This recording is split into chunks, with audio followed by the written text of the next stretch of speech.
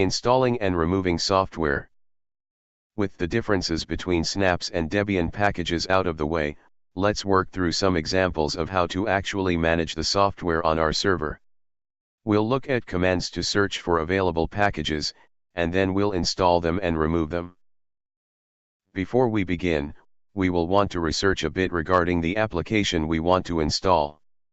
In Ubuntu, there are multiple ways of installing software, so the best way to find out how to get started is by simply checking the documentation on the website for the application we want to install. Typically, a Google search will do, just make sure you check the domain and are on the correct site.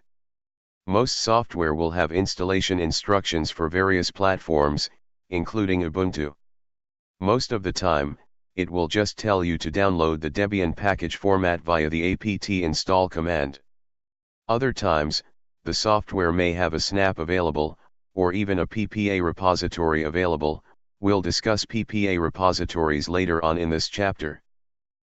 Let's start our package management journey by taking a look at the apt commands that are used to install Debian packages. We've been using this tool for a while, but now we'll actually have some formal discussion about it. The apt install command is just one tool in a set of tools known as apt, or Advanced Package Tool, is a suite of tools that allows us to install, remove, and update Debian packages. There are various subcommands that make up this suite, which we'll go over now. As you've seen throughout the book, we can use apt along with the install keyword and then a package name in order to install a new package on your system. For example, the following command will install the OpenShare server package. Copy. Sudo apt install OpenShare server.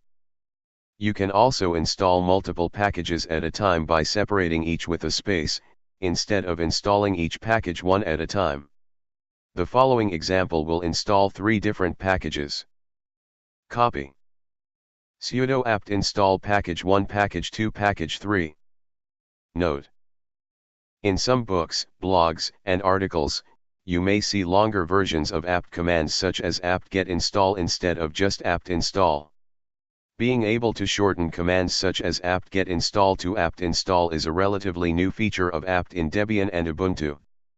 Both methods are perfectly valid, but simplifying apt commands down to just apt is preferred going forward. So, what actually happens when you install a Debian package onto a Ubuntu system?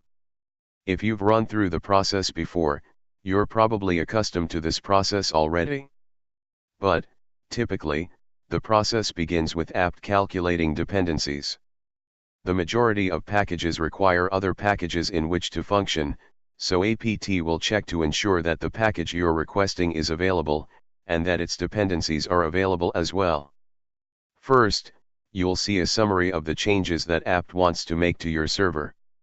In the case of installing the Apache 2 package on an unconfigured Ubuntu server, I see the following output on my system when I start to install it. Copy.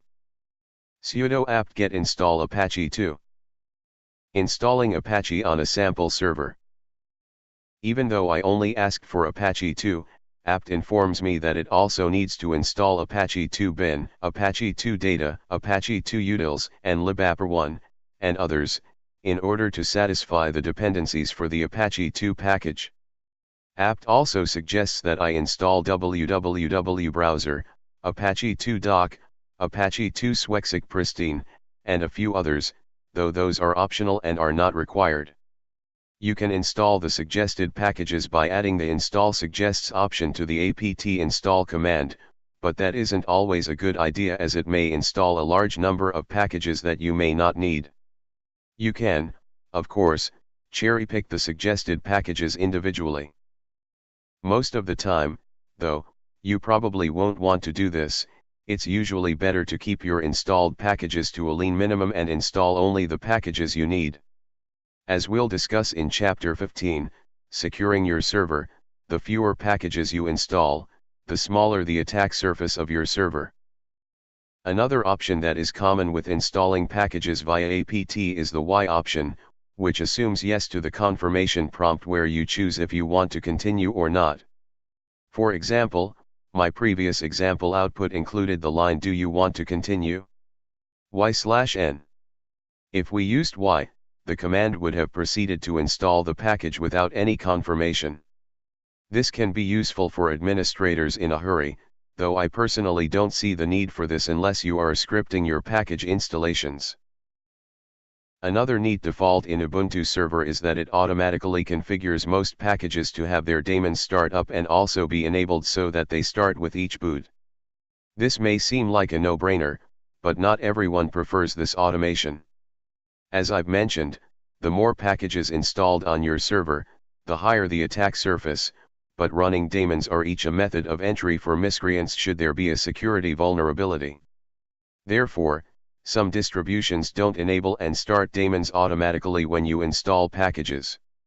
The way I see it, though, you should only install packages you actually intend to use, so it stands to reason that if you go to the trouble of manually installing a package such as Apache, you probably want to start using it.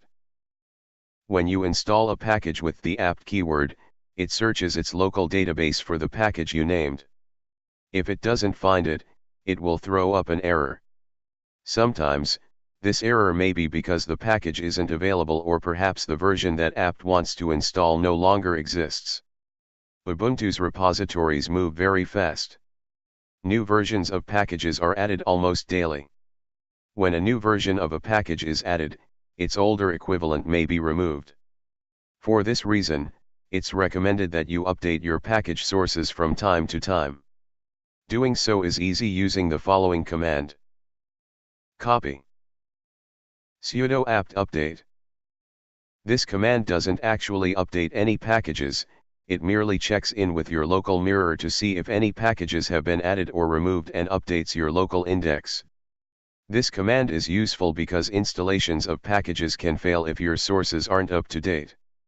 In most cases, the symptom will either be the package isn't found or apt bails out of the process when it encounters a package it's looking for but cannot find. Removing packages is also very easy and follows a very similar syntax. You would only need to replace the keyword install with remove. Copy. Sudo apt remove package. And, just like with the install option, you can remove multiple packages at the same time as well. The following example will remove 3 packages. Copy. Sudo apt remove package 1 package 2 package 3. If you'd like to not only remove a package but also wipe out its configuration, you can use the purge option. This will not only remove the package, but wipe out its configuration directory. Applications typically store their configuration files in a subdirectory of / etc. Copy. Sudo apt remove purge package. So, that concludes the basics of managing Debian packages with apt. Now, let's move on to managing snaps. To manage snap packages, we use the snap command. The snap command features several options we can use to search for, install, and remove snap packages from our server or workstation. To begin, we can use the snap find command to display a list of snap packages available to us. Copy. Snap find package. Basically, you just simply type the snap find command along with a search term to look for. One example could be the map application, which is a useful tool to have if we're managing a network. Copy. Snap find map. In the case of map, this utility is available in Ubuntu's default repositories, so you don't need to use the snap package to install it. Typically, though, the snap version will be newer and have more features than what is available in the apt repositories. If we wish to install the snap version, we can use the following command to do so. Copy. Sudo snap install map. Now, if we check the location of map with the wixnmap command, we see that the snap version of map is run from a special place. Copy. Wixnmap. Checking the location of the map binary. Now, when we run map, we're actually running it from /snap/bin/map. If we also have the map utility installed from Ubuntu's apt repositories, then we can run either one at any time, since snap packages are independent of the apt packages. If we wish to run Ubuntu's version, we simply run it from /usr/bin/nmap. Removing an installed snap package is easy. We simply use the remove option. Copy. Sudo snap remove nmap. If we issue that command, then nmap, or whichever snap package we designate, is removed from the system. To update a package, we use the refresh option. Copy. Sudo snap refresh nmap. With that command, the package will be updated to the newest version available. Going even further, we can attempt to update every snap on our server with the same command, without specifying a package. Copy. Sudo snap refresh. As you can see, managing snap packages is fairly straightforward. Using the snap suite of commands, we can install, update, or remove packages from our server or workstation. The snap find command allows us to find new snap packages to install. Unfortunately, there aren't very many packages available for us to work with just yet, but, as the technology advances and evolves, I'm sure many great applications will be available via this method. By the time this book is released, I'm sure the number of snap packages will have already grown.